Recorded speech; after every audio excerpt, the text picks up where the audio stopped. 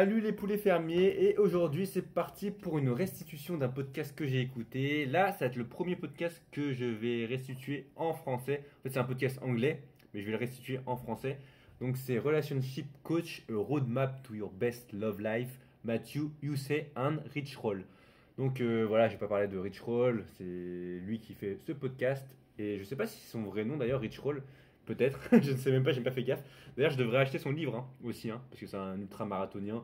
Voilà, il était à un moment un peu dépressif, il était même gros, et après il a réussi à devenir un des hommes les plus fit en courant des courses de ouf, des ultras, sur des cinquantaines, centaines de kilomètres pendant plusieurs jours. Bref, c'est pas ça le but du podcast. Et donc, je sais pas si j'ai assimilé toutes les informations du podcast, parce qu'en fait, je me rends compte qu'il y a pas mal d'informations, je pense, que j'ai pas assimilées, que j'ai pas bien comprises, peut-être parce que je n'étais pas concentré, mais bon, voilà, finalement, je vais essayer de dire ce que j'ai compris et de ce que j'ai appris de ce podcast, tout simplement. Donc voilà, qu'est-ce que je retiens du podcast? L'importance de parler des sujets qui fâchent avec les gens. Parce que c'est vrai que dans la vie de tous les jours, en général, bah voilà, quand tu parles avec des personnes, tu parles plus ou moins normalement, mais il y a toujours des trucs, je pense, qui peuvent t'agacer. Tu vois, bah c'est normal, mais tu le dis inconsciemment dans ta tête, mais tu vas pas forcément le dire à l'autre personne.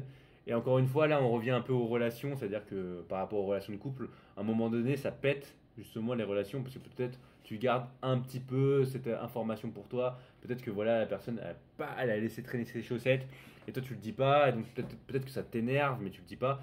Après, peut-être il y a d'autres trucs qui t'énervent aussi, ça s'accumule.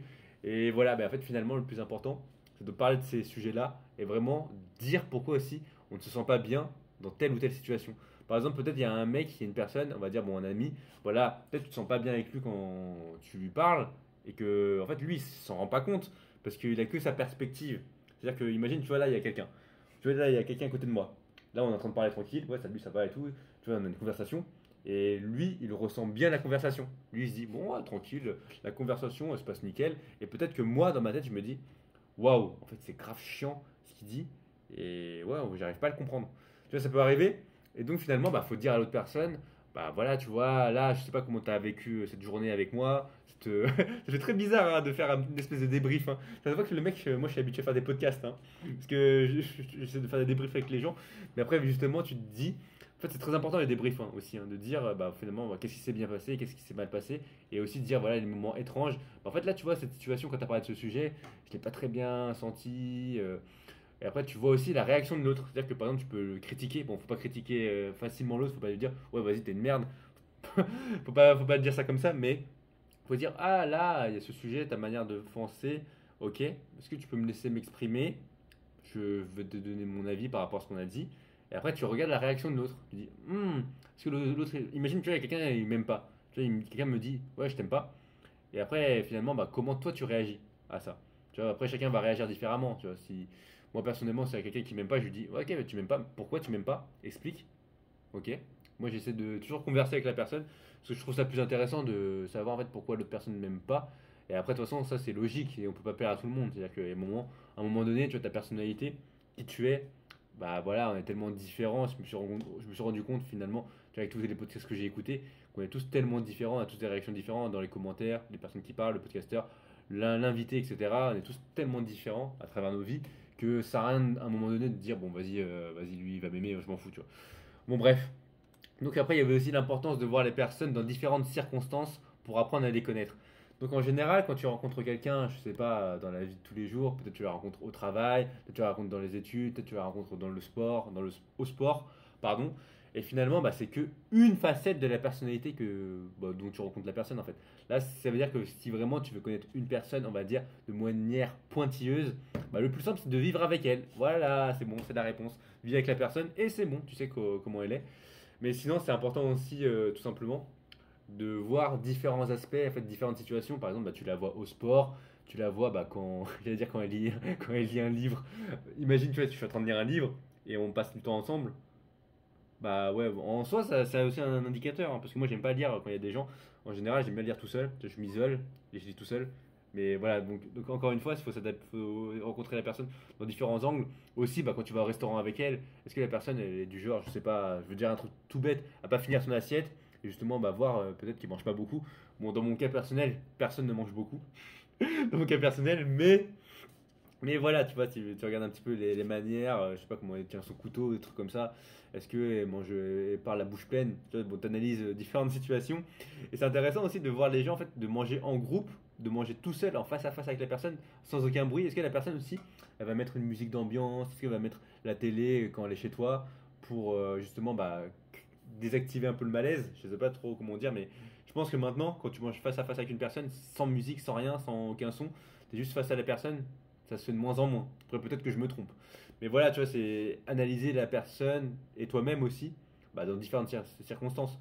Moi, je sais que personnellement, quand je reste très longtemps avec quelqu'un, c'est un exemple, bah moi j'aime pas. Franchement, rester par exemple 10 heures avec quelqu'un toute la journée, à part vraiment si je m'entends bien peut-être, mais ça me saoulerait, tu vois, parce qu'à un moment donné, voilà, j'aime bien faire d'autres trucs, j'aime bien regarder, voilà, tu vois, regarder des vidéos, apprendre et écrire.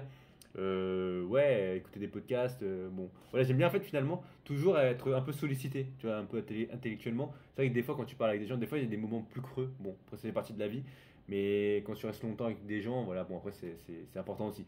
Donc encore une fois, voir les gens dans d'autres circonstances, comme j'ai dit, par exemple chez soi, quand tu prépares la cuisine, prépares à manger avec elle, quand tu regardes un film avec elle par exemple, je sais pas, quand tu...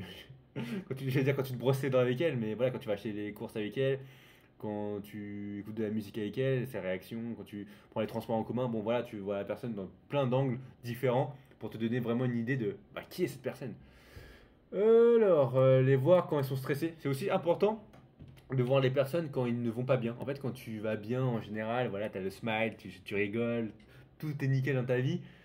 Et finalement, c'est important de voir les gens aussi dans leurs pires moments. Donc là, on revient un peu au mariage, comme pour le meilleur et pour le pire. Bah, c'est important de voir les gens dans le pire parce que en fait, quand tu es dans le pire, bah voilà, en général, t'es pas souriant, t'es un peu, et ça peut même peut-être t'arriver, mais tu vois, d'être dépressif, de vraiment avoir envie de rien faire. Ça peut arriver à tout le monde, hein. Tu vois, on n'est pas on est des êtres humains, donc à un moment donné, on peut péter des câbles, hein. Ça peut arriver, bon, pour différentes raisons. Peut-être il y a un proche dans ta vie qui est mort, peut-être tu t'es pété un bras, peut-être t'as perdu un bras, peut-être tu t'es reçu un coup de couteau. Bon, tu vois, il peut y avoir différentes raisons, on va dire, pour aller pas bien dans la vie, ou même tu as perdu ton job, t'as plus d'argent, tu vis tes SDF, voilà, tu te fais renier de ta famille. Bon, bref, voilà, bon, je vais éviter de dire 150 exemples. Mais ouais, donc c'est important de voir la personne dans ces moments-là. Tu vois, quand elle est divorcée, en fait, c'est aussi pour faire un tri dans tes amitiés. Ça veut dire que finalement, tu te dis, est-ce que cette personne-là, tu vois, quand là, dans mon cas là, bon pas dans mon cas, mais quand vraiment tu as une période de creux, en fait, est-ce qu'il y a des gens peut-être qui vont t'envoyer un petit message? Est-ce qu'il y a peut-être des gens qui vont te prendre pas vraiment prendre soin de toi, mais te dire ouais, comment ça va? Et est-ce que toi, justement, bah, si tu vas pas bien, est-ce que tu vas répondre honnêtement et dire à l'autre personne, en fait, là je vais pas bien en ce moment parce que gna gna gna gna gna. Et aussi, je pense que en général, quand tu es dans une période de chômage où tu es inactif dans ta vie, après ça c'est peut-être une illusion, mais je pense que tu vas pas bien. Franchement, qui va bien quand tu es un peu au chômage et que t'as pas d'objectif, quand t'as pas d'objectif dans ta vie? Je pense qu'il y a personne qui va bien. Et à part si tu as des objectifs, hein, après si dans ta journée t'as vraiment un planning et une routine qui t'arrive à tenir et que tu avances dans tes projets, ok ça va, mais voilà, bon encore une fois ça dépend de chaque personne, donc voilà c'est important de voir les gens quand ils ne vont pas bien aussi et essayer de les soutenir dans ces moments-là. Love me the most when I deserve it the least, because that's when I need it the most. Donc, aime-moi le plus quand je ne mérite pas, quand je le mérite le moins, parce que c'est dans ces besoins, parce que c'est dans ces moments-là que j'ai besoin le plus, que j'en ai besoin le plus. Franchement, j'ai du mal à traduire directement de l'anglais-français. Bon, t'as compris ce que je voulais dire, mais en gros, c'est quand t'es dans les moments où tu dois aimer les gens le plus, quand ils en ont le plus besoin, quand ils n'ont pas mérité, on va dire. Et c'est vraiment là que ces gens-là. En fait, quand tu es dans une période de down, dépression, c'est là que tu as besoin le plus des gens, en fait. C'est pas quand tu es dans une période où tout va bien que tu as besoin des gens, en général. Donc, c'était ça un peu la phrase. Pour les relations, il ne faut pas chercher à que l'autre personne nous guérisse. Il faut déjà être bien avec soi. Bon, en gros, ça c'est un truc logique, hein. Imagine, toi, t'es pas bien dans ta vie. Est-ce que tu penses que l'autre personne va te guérir? En fait, si tu veux te guérir toi-même, à aller mieux dans ta propre vie, déjà règle-toi tes problèmes un peu tout seul. Même si, après, des fois, ça peut arriver que avec l'autre personne, ça peut faire une espèce de guérison et après que tu ailles mieux. Et donc, finalement, après, bah, plus c'est plus, ça fait plus. Alors que moins et plus, ça fait moins. Et donc là, moins et moins, ça fait plus.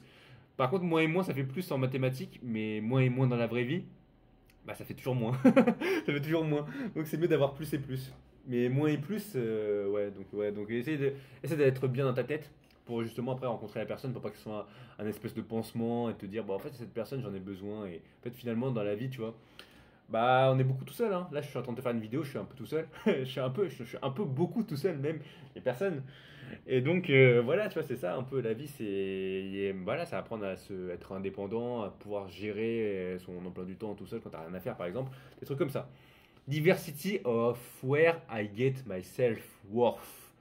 Donc finalement, des fois, il y a des personnes, donc on va revenir dans le milieu du sport, mais ils sont peut-être juste, ils ont de la valeur seulement dans un domaine. Tu vois, quand tu es sportif de haut niveau en général, bah, les gens ils vont te dire, waouh, ce mec, voilà, c'est le footballeur de ouf. Donc je le vois vraiment, tu vois, comment dire, sa valeur, c'est juste dans le sport. Alors que non, tu vois, par exemple, c'est pour ça que moi j'aime beaucoup les créateurs de contenu, des sportifs. En fait, ils font plein de trucs. Tu vois, par exemple, Bazinga, bon, je vais citer quelques noms de créateurs de contenu comme ça. Bah, Bazinga, tu vois, c'est un sportif. Et en plus, il est créateur de contenu, il fait des vlogs, il a sa boutique de vêtements, il a ses coachings en ligne, il fait ses vidéos, il a une entreprise. Voilà, tu vois, c'est pareil avec Eric Flag, il fait du sport aussi, il fait du triathlon maintenant. Il a son podcast, il a ses vidéos, il a sa boutique, il crée du contenu. Voilà, après, il est sponsorisé par de MyProtein, des trucs comme ça. Et donc, finalement, bah, ils ont une branche principale, tu vois, Mazinga est connu plus pour un sportif, comme étant sportif, Eric Flag plus par rapport au street workout, mais après ils se sont diversifiés et ils sont pas juste dans une seule branche. Et donc c'est pour ça que c'est important de pas avoir vraiment, de pas être juste bon dans un domaine. Et moi c'est ce que j'essaye de faire, tu vois, à travers cette vidéo. Tu vois, je suis bon en sport, j'essaie d'être meilleur à l'oral, d'être meilleur en compréhension de l'autre, de développer d'autres compétences, capacités, on va dire, d'écriture, de réflexion. Et voilà, tu vois, donc là j'essaie de le faire vraiment tous les jours maintenant. Je suis régulier, je suis content, voilà. Et donc maintenant, bah, on va dire ma valeur, elle est plus que dans le sport, même si elle peut être dans le sport évidemment, mais elle est dans d'autres domaines aussi. Et c'est pour ça qu'après, peut-être, il y a d'autres gens qui vont se dire, ouais, bah voilà, en fait, ce mec-là, il est Kwang, il est pas seulement un sportif, il est aussi un mec ultra réflexif, je sais pas si ça se dit, ultra pensif, voilà, c'est un érudit. Moi, j'aimerais bien être érudit sportif. Voilà, c'est un des objectifs. Il y a aussi le japonais, l'apprentissage des langues, etc. Donc c'est ça, tu vois, c'est la complexité de l'être humain et de pas juste se dire, ouais, lui, il a fait des études dans tel domaine, lui, il fait tel job. En fait, non, c'est une pluralité, c'est une disparité dans plein de domaines, quoi. C'est une multi-univers dimensionnel, si tu veux. Donc apprendre à s'excuser et à pardonner car on commet tous des erreurs et apprendre de nos erreurs. Donc évidemment, c'est quand la dernière fois que tu t'es excusé? Voilà, un petit blanc, ça fait du bien. Moi, c'est vrai que je m'excuse pas énormément. En fait, aussi, il faut pas dire je m'excuse, hein. Il faut dire je te demande pardon, parce que quand tu dis je m'excuse, c'est le M apostrophe, c'est-à-dire que je m'excuse moi-même. Donc voilà, petit tips, il faut dire je te demande pardon. Donc voilà, la vidéo, là, devant la caméra, je vais te dire je te demande pardon. Pourquoi, je ne sais pas, mais j'avais envie de le dire. Et donc, tout simplement, apprendre à s'excuser, c'est important parce qu'on commet des erreurs.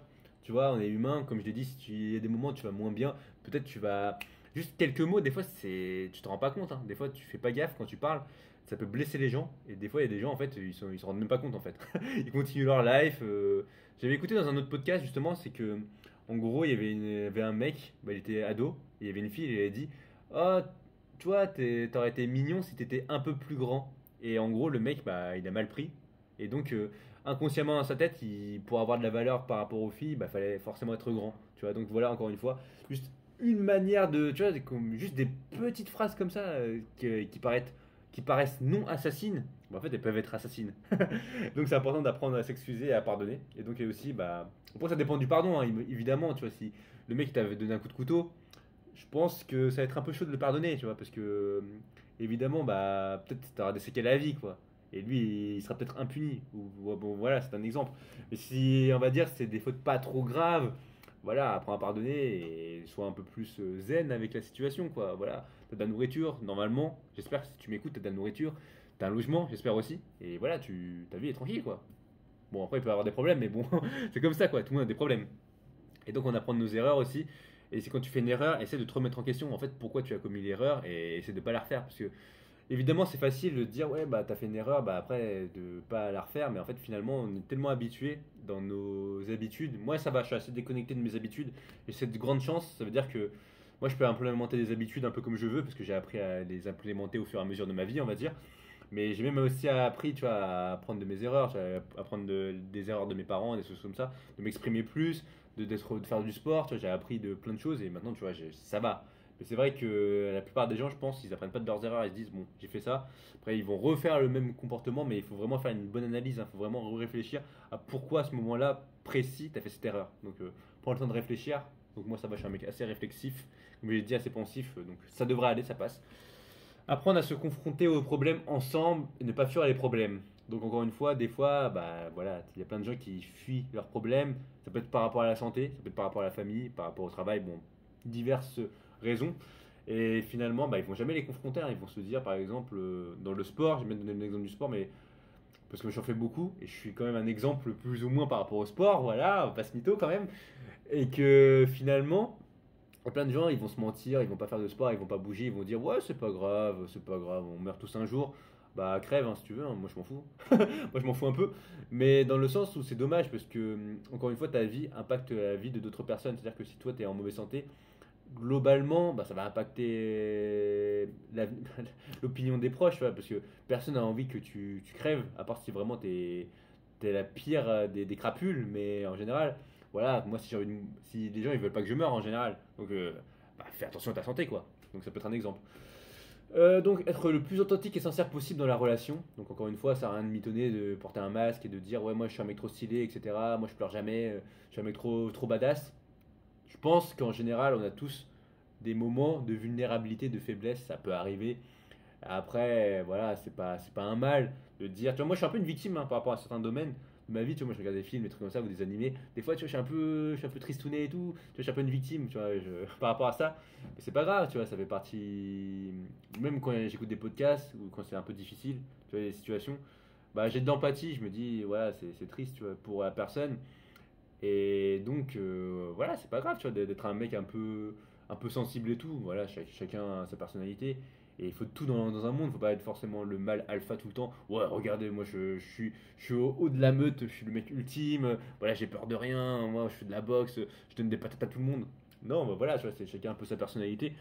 Et encore une fois, après, bon, après, il faut pas non plus être une grosse victime non plus, c'est pas ça ce que j'ai dit. Mais voilà, il faut trouver son propre équilibre et c'est ça qui fait la beauté du monde, tout simplement. La relation se crée avec le temps et on évolue avec le temps. Donc évidemment, là j'ai 28 ans, donc je suis plus du tout la même personne que hier, tout simplement. Je suis plus du tout la même personne que quand j'avais 27 ans, 26 ans, 25 ans, 24 ans. Et donc c'est important aussi d'apprendre à redécouvrir la personne journalièrement car on change beaucoup avec le temps. Donc des fois, ça peut être des relations amicales, hein, par exemple, bah, tu revois plus des personnes depuis 1, 2, 3, 4, 5 mois.